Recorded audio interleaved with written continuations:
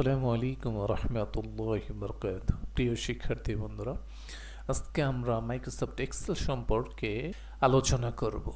Excel শব্দের অর্থ উৎকৃষ্ট, গুণমানে সেরা। এক্সেলের সাহায্যে সাধারণত আমরা অফিসিয়ালি যত ধরনের হিসাব সংক্রান্ত কাজ আছে সব এক্সেলের সাহায্যে করে থাকি। এক্সেলটাকে স্প্রেডশিট প্রোগ্রামও বলা হয়।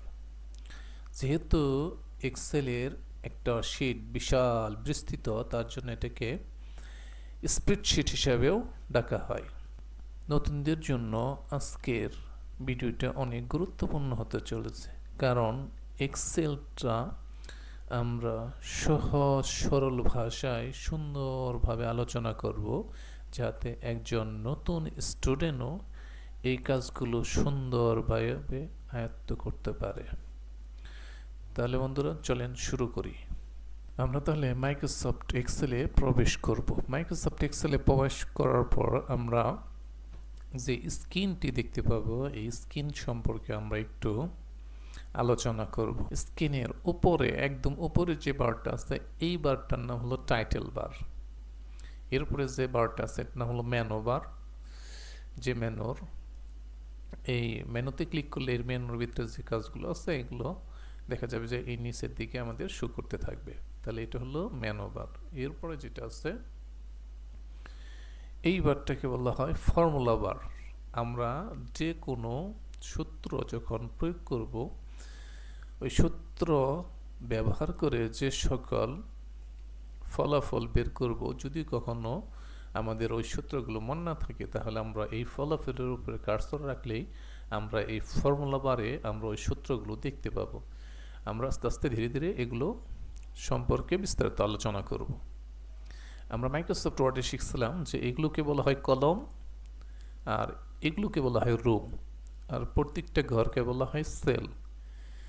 কলম শব্দটি স্তম্ভ, রো শব্দ অর্থে সারি, আর সেল শব্দ অর্থ কোষ। এ বি সি ডি লেখা আছে, এগুলো হলো কলম হেডিং। 1 2 3 লেখা আছে, এগুলো হলো রো হেডিং।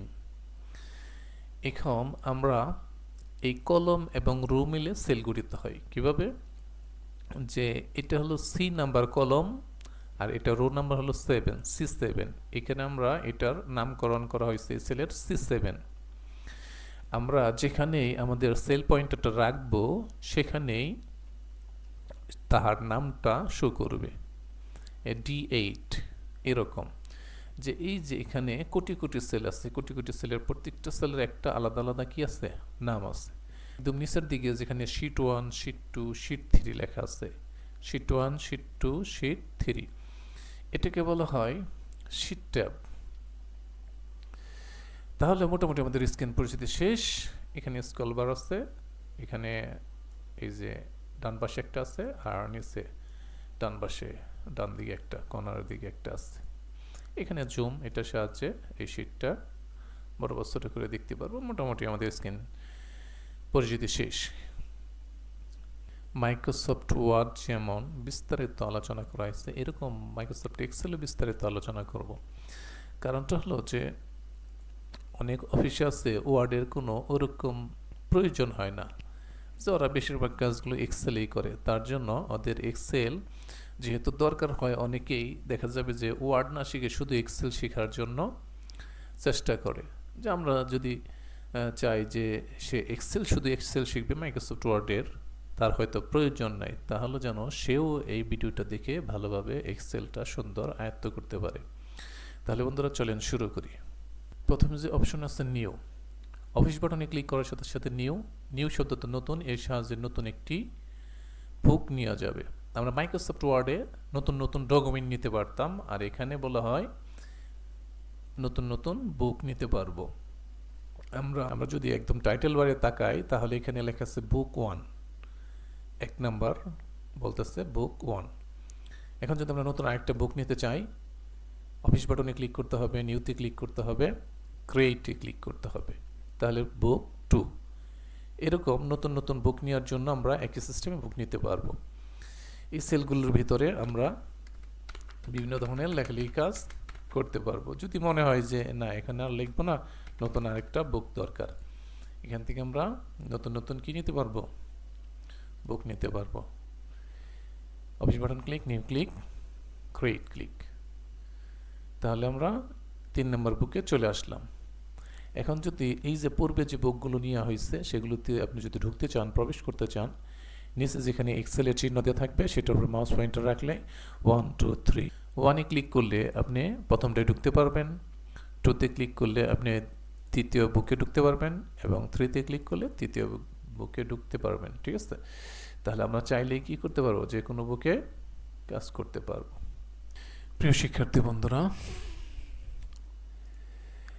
আমরা একটা শীট তৈরি করলাম। শীট তৈরি করার পরে দেখা গেল যে এই শীটের এই পাশে আমরা ক্রমিক নাম্বার লিখছি 1 2 3 4 এরকম ক্রমিক নাম্বার লিখছি। যদিও এখানে অল্প কিছু ক্রমিক নাম্বার আছে, তার জন্য আমরা সহজেই লিখে ফেলতে পারি ক্রমিক নাম্বারগুলো 1 2 3 এরকমভাবে লিখতে পারি। কিন্তু এখানে যদি হাজার হাজার মানুষের ক্রমিক নাম্বারগুলো আমরা লিখতে চাই তাহলে দেখা যাবে যে আমাদের অনেক সময়টা নষ্ট হবে শুধু ক্রমিক নাম্বার লেখার। তাহলে যদি আমরা দ্রুত এই ক্রমিক নাম্বারগুলো নির্ভুলভাবে লিখতে চাই, প্রথমে দুটো সংখ্যা লিখতে হবে, 1 এবং 2 দুটো লেখার পরে এই দুইটা সংখ্যা টান দিয়ে সিলেক্ট করব। সিলেক্ট করার পর ডান পাশে একদম নিচে যখন আমরা এই চতুর্ভুজের উপরে মাউস পয়েন্টার রাখবো তখন যুগের মতো চিহ্ন হবে, তার মানে মাউসের কালারটা চেঞ্জ হবে। তা আমরা যখন মাউসের কালারটা ওই রকম কালো আকৃতি ধারণ করবে তখন আমরা মাউসের বাম বাটন চেপে ধরে নিচের দিকে ড্র্যাগ করতে থাকবো। আমাদের যে পর্যন্ত প্রয়োজন সেই পর্যন্ত সিলেক্ট করে আমরা যদি ছেড়ে দেই তাহলে দেখা যাবে যে এই পর্যন্ত সংখ্যাগুলো হয়ে গেছে। তাহলে আমরা হাজার হাজার মানুষের সিরিয়ালগুলো আমরা মুহূর্তের মধ্যে কি করতে পারবো, এভাবে লিখে ফেলতে পারবো নির্ভুলভাবে। আমরা হাতে তৈরি করতে গেলে হয়তো 2-একটা ভুল হতে পারে মাঝখানে, কিন্তু আমরা যদি কম্পিউটার সাহায্য করি নিখুঁতভাবে 100% নিখুঁতভাবে কাজগুলো কম্পিউটার করে দিবে। এরপরে যদি আমরা কখনো জোড় অথবা বেজোড় সংখ্যা লিখতে চাই, একই সিস্টেমে জোড় অথবা বেজোড় সংখ্যাগুলো আমরা লিখে নিতে পারবো। প্রথমে দুইটা সেলে দুইটা সংখ্যা লিখব, তারপরে যুগের মতো চিহ্ন যখন হবে তখন ধরে নিয়ে টান দিব, যে পর্যন্ত ড্র্যাগ করে ছেড়ে দিব সেই পর্যন্ত কি হয়ে যাবে, সংখ্যাগুলো বসে যাবে। 2 4 6 এরকম জোড় সংখ্যাগুলো সব বসে গেছে। আমরা যদি বেজোড় সংখ্যা লিখতে চাই একই সিস্টেমে বেজোড় সংখ্যাও লিখতে পারি। প্রথমে দুইটা সংখ্যা লিখব, লেখার পরে দুইটা গড় সিলেক্ট করব, এরপরে ড্র্যাগ করব। অনেক সময় আমাদের বিভিন্ন শীটের মধ্যে ডেটগুলো বসানোর প্রয়োজন হয়, যেমন 1/1/2025 এরকম আমরা কি বসাবো, ডেট বসাবো। এখন যদি এই ডেটগুলো আমরা বসাই তাহলে 2/1/2025 এরকমভাবে আমরা ডেট বসাই। ডেট বসানোর পরে যদি দুটো সিলেক্ট করি, সিলেক্ট করার পরে যদি একই সিস্টেমে আমরা ড্র্যাগ করি তাহলে দেখব যে পর্যন্ত টান দিয়ে ছেড়ে দিব সেই পর্যন্ত কি হয়ে যাবে, অটোই হয়ে যাবে।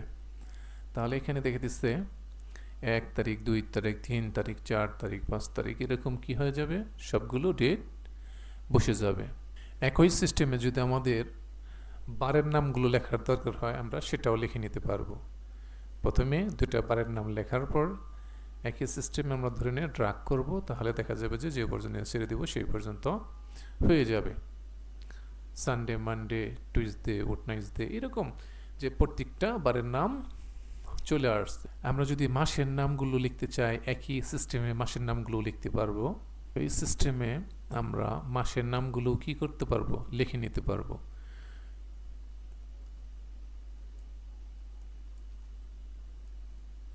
প্রতি মাসে আলাদা আলাদাভাবে বিভিন্ন শীট তৈরি করতে হয়। সেই শীটগুলো যদি আমরা চাই যে একটা বুকের মধ্যে আমরা 12 মাসের 12টা শীট তৈরি করব, সেগুলো কিভাবে করব। সাপোজ আমরা ধরে নিলাম যে অনেক সময় দেখা যায় যে আমরা প্রত্যেকটা মাসের আলাদা আলাদাভাবে বিভিন্ন শীট করে থাকি। যেরকম আমরা ধরে নিলাম যে এটা আমাদের জানুয়ারি মাসের স্যালারির হিসাবগুলো। এখন আমরা ফেব্রুয়ারি মাসের স্যালারির হিসাব করতে চাইলে এই একটা বুকের মধ্যেই আমরা কি করতে পারবি, নতুন নতুন শীট নিয়ে ওই 12 মাসের 12টা শীট তৈরি করে ফেলতে পারি। এখানে 1-এ একটা, 2-তে একটা, 3-তে একটা, এরপরে যদি আরও দরকার থাকে এখান থেকে কি করতে পারি, আমরা বারবার শিট নিয়ে নিতে পারি। যখন আমাদের 12টা শিট দরকার হয়ে যাবে, এরকম 12টা শিট নিয়ে নিব। এরপরে এই প্রথম শিটে আমরা জানুয়ারি মাসের হিসাব লিখব, এরপরে দ্বিতীয় শিটে আমরা ফেব্রুয়ারি মাসের হিসাব লিখব, এরপর মার্চ, এপ্রিল, মে, জুন, জুলাই, এরকমভাবে আমরা বিভিন্ন মাসের হিসাবগুলো এই শিটের মধ্যে করে থাকি। আমরা যদি এই শিট এর নাম পরিবর্তন করে আমরা জানুয়ারি, ফেব্রুয়ারি, মার্চ, এপ্রিল এরকম মাসের নাম লিখতে চাই, সেটাও লিখতে পারবো। এটা লেখার জন্য আমরা এই শিটের উপরে মাউসের রাইট বাটনে ক্লিক করব, রিনেমে ক্লিক করব। রিনেমে ক্লিক করার সাথে সাথে এখানে শিটটা সিলেক্ট হয়ে যাবে। আমরা JAN জানুয়ারি ফুলও লিখতে পারি, সংক্ষেপে দিতে পারি। এরকম ফেব্রুয়ারির একই সিস্টেম, আমরা যদি এটাই ডবল ক্লিক করি তাহলেও লিখতে পারবো। আমরা যদি এটাই ডবল ক্লিক করি তাহলে আমরা কি করতে পারবো, এটার লিখতে পারবো FEB। এরকম জানুয়ারি, ফেব্রুয়ারি, মার্চ, এপ্রিল, মে, জুন, জুলাই, আগস্ট একটা বুকের মধ্যে দেখা যাবে যে সবগুলো কাজ আমরা করে নিতে পারবো। এরকম বিভিন্ন সময় আমাদের কাজের প্রয়োজনে এই শিট ট্যাবের শিটগুলো কি করা দরকার, বাড়ানো বা কমানো দরকার হতে পারে। আবার যদি আমাদের কমানো দরকার হয়, যেখানে সবসময় 3টে করে শিট থাকে, আমরা যদি চাই কখনো যে 3টে শিট দরকার নেই, আমি শিটগুলো 2টা ডিলিট করে দিব, শুধু একটা শিট রাখবো, তাহলে একই সিস্টেমে আমরা শিটগুলো ডিলিট করার জন্য মাউসের রাইট বাটন ক্লিক করব, ডিলিটে ক্লিক করার সাথে সাথে ওই শিটগুলো ডিলিট হয়ে যাবে। 5 নম্বর শিট ডিলিট, 6 নম্বর শিট ডিলিট। তাহলে আমরা একই সিস্টেমে এই শিটগুলো তৈরি করতে পারবো। আবার এই শিটগুলো কীভাবে ডিলিট করতে হয় সেটাও শিখে নিলাম।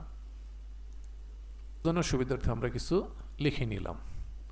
সেটা লেখার পরে আমরা এখানে অফিস বাটনে ক্লিক করার পর নিউ এর সাথে নতুন নতুন পেজ নিতে পারবো। অফিস বাটনে ক্লিক করতে হবে, নিউতে ক্লিক করতে হবে, ক্রিয়েটে ক্লিক করলে নতুন আরেকটা শিট দিয়ে দিবে। এখানে আমরা আমাদের ইচ্ছা মতো যে কাজগুলো দরকার করতে পারি। আমরা নতুন আরেকটা শিট নেওয়ার জন্য আবার অফিস বাটনে ক্লিক করতে হবে, নিউতে ক্লিক করতে হবে, ক্রিয়েটে ক্লিক করলে নতুন আরেকটা পেজ দিয়ে দিবে।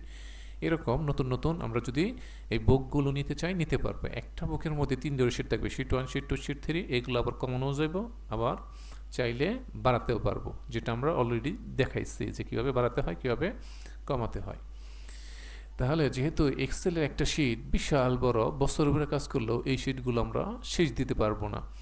কিবোর্ডের ইন্ট কি ধরে মুভিং অ্যারোর ডাউন কি চাপ দিলে আমরা এখানে সর্বশেষ যে রোটা আছে সেই রোতে চলে যেতে পারবো। আমরা এখানে জানতে পারবো যে আসলে কতগুলো রো এখানে দেওয়া আছে।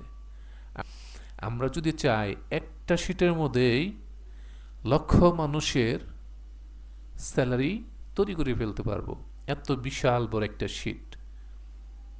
আবার যদি আমরা প্রথমে যেতে চাই একই সিস্টেম, আবার আপনি কি সিস্টেমে আমরা কি করতে পারবো, আবার উপরের দিকে চলে যেতে পারবো। উপরে একদম উপরের প্রথম রুটে যাওয়ার জন্য আমরা একই সিস্টেমে ইন্ট কি চাপ দিয়ে ধরে যদি আমরা মুভিং অ্যারোর একদম আপ অ্যারো চাপ দেই, উপরের অ্যারোটা চাপ দেই, তাহলে দেখা যাবে যে একদম উপরে চলে যাবে।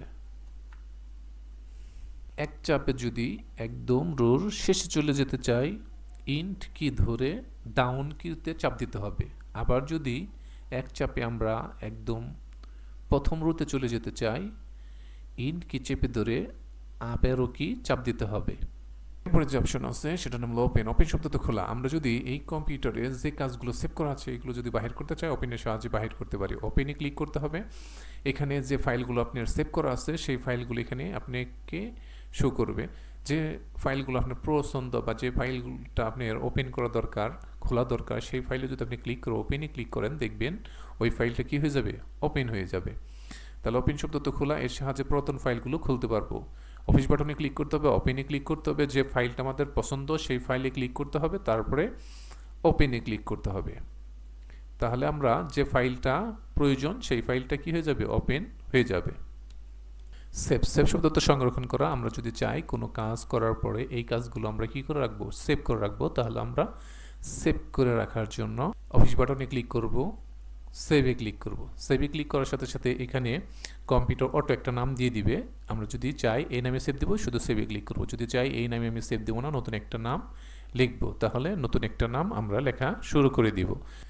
একটা নাম লেখার পর তারপর আমরা যদি সেভে ক্লিক করি, যে নামে আমরা সেভ দিচ্ছি সেই নামে সেভ হয়ে যাবে।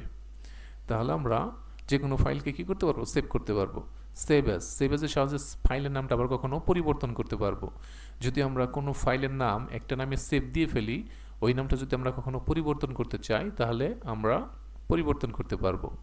এখানে শো করতেছে আমাদের ফাইলের নামটা শাপলা নামে আমরা সেভ করে ফেলছি, কিন্তু আমি যদি চাই এখন এই শাপলা নামটা আমার পছন্দ হইতেছে না, আমি অন্য একটা নামে এটা সেভ করব, তাহলে আমাকে অফিস বাটনে ক্লিক করতে হবে, সেভ অ্যাজে ক্লিক করতে হবে। সেভ অ্যাজে ক্লিক করার পরে ওই নামটা আমাকে এখানে শো করতেছে। আমরা যদি এখন নতুন নামটা লিখে ফেলি তাহলে এই নামে আমরা আবার সেভ করতে পারবো। সাপোজ আমরা একটা নাম দিলাম, তারপরে সেভে ক্লিক করলাম। এবার শাপলা নামের পরিবর্তে এটা এই ফাইলে এই নামটা চলে আসলো। তাহলে আমরা চাইলে যে কোনো ফাইলের নাম পরিবর্তন করার জন্য আমরা প্রথমে অফিস বাটনে ক্লিক করতে হবে, সেভ অ্যাজে ক্লিক করতে হবে। সেভ অ্যাজে ক্লিক করলে আপনি যে নামে এটা সেভ করছেন সেই নামটা এখানে দেখাবে। এই নামটা কেটে দিয়ে আপনি যে নাম এখন লিখতে চান সেটা লিখে ফেলবেন, লিখে সেভে ক্লিক করলে সেই নামে সেভ হয়ে যাবে। তাহলে সেভ অ্যাজের কাজটা হলো সেভকৃত ফাইলের নাম পরিবর্তন করা। অফিস বাটন ক্লিক, প্রিন্টে ক্লিক করার সাথে সাথে এখানে আমাকে কয়েকটা কাজ করতে হবে যদি আমি এই লেখাগুলো প্রিন্ট করতে চাই। অল সবসময় সিলেক্ট করা থাকবে, শুধু আমি ওকে ক্লিক করলে এখানে আপনার এই ডকুমেন্টের ভিতরে যতগুলো পেজ কাজ করছেন সবগুলো পেজ প্রিন্ট হবে। কিন্তু কখনো যদি আমাদের সবগুলো পেজ প্রিন্ট না করার প্রয়োজন হয় তাহলে আমরা পেজেস থেকেও প্রিন্ট করতে পারবো। ধরলাম এখানে 50টা পেজ আছে, আমার শুধু 50 নম্বর পেজটাই দরকার, তাহলে আমরা কি করব, এখানে 50, এই পাশেও 50 লিখে দিব। ওকে ক্লিক করার সাথে সাথে এখানে হাজার হাজার ফাইল থাকলেও সমস্যা নাই, শুধু 50 নম্বর ফাইলটা কি হবে, কম্পিউটার আমাদের বের করে দিবে। আমরা যদি কখনো মনে করি এখানে 100টা পেজ কাজ করছি, 100টা পেজ থেকে আমাকে 50 থেকে 75 নম্বর পেজ পর্যন্ত আমার বাহির করা দরকার। 50 থেকে কত পর্যন্ত, 75। ওকে ক্লিক করলে কম্পিউটার ফ্রম শুরু করবে 50 নম্বর পেজ থেকে শুরু করবে ট্রু, শেষ দিবে হলে 75 নম্বর পর্যন্ত। তার মানে এই 50 থেকে 75 নম্বর পেজ সবগুলো পেজই, এর ভিতরে যতগুলো পেজ আছে সবগুলো পেজই আমাদের কম্পিউটার বের করে দিবে। তাহলে আমরা এখানে অল দিলে সবগুলো পেজ প্রিন্ট হবে, শুধু পেজেসে গেলে আমরা যত নাম্বার পেজ লিখে দেওয়ার প্রয়োজন সেটা লিখে দিব। যে এখানে প্রথমে যদি দেখা যায় যে আমি শুধু একটা পেজ বের করব, যে আমি 2 নম্বর পেজটা শুধু বের করব, শুধু এখানেও 2 লিখব, এই পাশেও 2 লিখব। আর যদি দেখা যায় যে না আমি 2 থেকে 10 নম্বর পেজ পর্যন্ত প্রিন্ট করব, তাহলে এখানে 2 লিখব আর এখানে 10 লিখব। ওকে ক্লিক করার সাথে সাথে 2 থেকে 10 পর্যন্ত যতগুলো পেজ আছে সবগুলো পেজ কম্পিউটার আমাদের বাহির করে দিবে। এরপরে যেটা আছে সেটার নাম হলো নাম্বার অফ কপি। আমাদের এই পেজগুলোর কতগুলো করে কপি লাগবে সেটা আমরা এখানে লিখে দিতে পারি। আমি যদি অল সিলেক্ট করি, যতগুলো পেজ থাকবে সবগুলো পেজের কি হবে, 2টা করে কপি বের হবে। যতগুলো পেজ, অল মানে কি সব পেজেস দিলে পদ আপনি যতগুলো পেজ বসাবেন, যতগুলো পেজের কমান্ড দিবেন, প্রত্যেকটারই 2টা করে কপি প্রিন্ট হতে থাকবে। এটা অনেক সহজ, মাইক্রোসফট ওয়ার্ডেও আমরা সুন্দরভাবে এটা আলোচনা করছি। তাহলে এখানে অল এবং পেজেস আর নাম্বার অফ কপির কাজ, এছাড়া আর বাদ বাকি যে কাজগুলো আছে এগুলো আমাদের কখনো প্রয়োজন হয় না বা এগুলো আমাদের দরকার নেই, এগুলো অটো দেওয়া থাকে, ফিক্সড করা থাকে একদম। তাহলে আমরা নিউয়ের সাহায্যে কীভাবে নতুন নতুন পেজ নিতে হয় সেটা দেখলাম। নিউ অফিস বাটনে ক্লিক, নিউতে ক্লিক, ক্রিয়েটে ক্লিক করলে নতুন নতুন পেজ দিবে। ওপেনের সাহায্যে কীভাবে পুরাতন ফাইলগুলো খুলতে হয় সেটা দেখলাম। ওপেনে ক্লিক করতে হয়, এরপরে যে ফাইলটা আমাদের বাহির করার প্রয়োজন সেই ফাইলে ক্লিক করে ওপেনে ক্লিক করলেই সেই পুরাতন ফাইলগুলো কি হতে থাকবে, বাইর হতে থাকবে। এরপরে সেভ শব্দটা সংরক্ষণ করা। কোনো ফাইল যদি আমরা চাই যে এই ফাইলগুলো আমরা কম্পিউটারে সেভ করে রাখবো তাহলে সেভ করতে পারবো। যে আমরা যদি কাজ করার পর মনে হয় যে এই কাজগুলো আমাদের খুব গুরুত্বপূর্ণ, এটা আমি সেভ করে রাখবো, অফিস বাটনে ক্লিক করতে হবে, সেভে ক্লিক করতে হবে, ফাইলের একটা নাম দিতে হবে, আমাদের ইচ্ছা মতো একটা নাম দিয়ে দিব, এরপরে ওকে ক্লিক করলে এটা এই নামে কি হয়ে যাবে, সেভ হয়ে যাবে। সেভ অ্যাজের কাজটা হলো সেভকৃত ফাইলের নাম পরিবর্তন করা। সেভ অ্যাজে ক্লিক করতে হবে, যে ফাইলটা আমি সেভ করছি ওই ফাইলের নামটা এখানে শো করবে। আমরা এখন এই নামটা কেটে দিয়ে এখন যে নামে আমি সেভ করতে চাই সেই নামটা আমাকে লিখতে হবে। লেখার পরে যদি আমরা সেভে ক্লিক করি তাহলে এই নামে কি হয়ে যাবে, এখন এটা সেভ হয়ে যাবে। তার মানে সেভ এজের কাজটা হলো সেভকৃত ফাইলের নাম কখনো যদি পরিবর্তন করার দরকার থাকে তাহলে সেভ এজের সাহায্যে পরিবর্তন করতে পারবো। এরপরে যেটা আছে প্রিন্টের কাজ দেখলাম, অল কাইন্ড পেজ, অল দিলে কি হবে, সবগুলো পেজ প্রিন্ট হবে। আর পেজে যে যদি আমরা শুধু একটা পেজ প্রিন্ট করতে চাই তাহলে এখানেও ওই সংখ্যাটা লিখে দিব, এখানেও ওই সংখ্যাটাই লিখে দিব। আর যদি আমাদের প্রয়োজন হয় যে না আমি এত থেকে এত পর্যন্ত প্রিন্ট করব, তাহলে প্রথম সংখ্যাটা এখানে লিখব, আর যে পর্যন্ত আমরা প্রিন্ট করতে চাই লাস্টের সংখ্যাটা এখানে লিখে দিব। ওকে ক্লিক করলে এখন 5 থেকে 15 পর্যন্ত পেজগুলো প্রিন্ট হয়ে আসবে। আমাদের যদি এখানে নাম্বার অফ কপির জায়গায় 2 3 4 5 6 যত এখানে বসে দিব, প্রত্যেকটা পেজেরই অতগুলো কপি কি হবে, প্রিন্ট হবে। আমরা যদি অল দেই, যতগুলো পেজ কাজ করছে সবগুলো পেজই প্রিন্ট হবে। কয়টা করে প্রিন্ট হবে, 10টা করে। এরকম পেজেস দিলে যত নাম্বার পেজের সংখ্যা বসাবো, যত নাম্বার পেজ এখানে প্রিন্ট করতে চাবো, সবগুলো পেজেরই কি হবে, 10টা করে কপি বের হতে থাকবে। এরপর এখানে গুরুত্বপূর্ণ কাজ, ক্লোজের কাজ আছে। এগুলো আপাতত কোনো কাজ নাই, এগুলো আমাদের প্রয়োজন হয় না, যেহেতু আমরা ইন্টারনেট দেখব। ইন্টারনেটে মেইলের কাজটা এখান থেকে আমরা সরাসরি এখান থেকে মেইল না করে আমরা ইন্টারনেটে থেকে এই কাজগুলো সহজেই দেখে নিব। এরপরে এখানে যে গুরুত্বপূর্ণ কাজ সেটার নাম হলো ক্লোজ শব্দতে বন্ধ করা। এই যে আমরা অনেকগুলো ফাইল লিখে ফেলছি, এই ফাইলগুলো যদি বন্ধ করতে চাই ক্লোজে ক্লিক করব। ক্লোজে ক্লিক করলে ওই ফাইলগুলো কি হতে থাকবে, বন্ধ হতে থাকবে। আমরা যতগুলো ফাইল নিব প্রত্যেকটা ফাইলই ক্লোজে ক্লিক করার সাথে সাথে এখানে বন্ধ হতে থাকবে। আর যদি আমরা এই ফাইলগুলো সেভ না করে থাকি তাহলে আমাকে এখানে মেসেজ দিবে, do you want to save, তুমি কি এগুলো সেভ করবা? যদি আমাদের প্রয়োজন হয় সবসময় ইয়েস দিতে হবে, আর যদি না প্রয়োজন হয় সবসময় নো ব্যবহার করব। যেহেতু আমাদের এক্সেল অনেক গুরুত্বপূর্ণ কাজ আছে, এক্সেলে যখন আমরা কাজ করব সবসময় ইয়েস দিব যদি আমাদের প্রয়োজনীয় কাজগুলো হয়, আর যখন আমাদের অপ্রয়োজনীয় কাজ হবে সবসময় আমরা নো ব্যবহার করতে পারি। তাহলে আমরা সবগুলো বন্ধ করে দিলাম। এখন যদি চাই এই পুরো প্রোগ্রামটাই বন্ধ করে দিব, অফিস বাটনে ক্লিক করতে হবে। এরপরে এক্সিট এক্সেলে ক্লিক করলে এখান থেকে আমরা বের হয়ে আসতে পারবো। প্রিয় শিক্ষার্থী বন্ধুরা, আশা করি আজকের ভিডিওটা আপনাদের জন্য অনেক উপকারে আসবে। যদি আপনার কোনো উপকারে আসে আমাদের এই ভিডিওটা, তাহলে আমাদের সাথেই থাকবেন আর আমাদের চ্যানেলটা সাবস্ক্রাইব করে রাখবেন। ভালো থাকবেন, সুস্থ থাকবেন। আসসালামু আলাইকুম ওয়া রাহমাতুল্লাহি ওয়া বারাকাতুহু।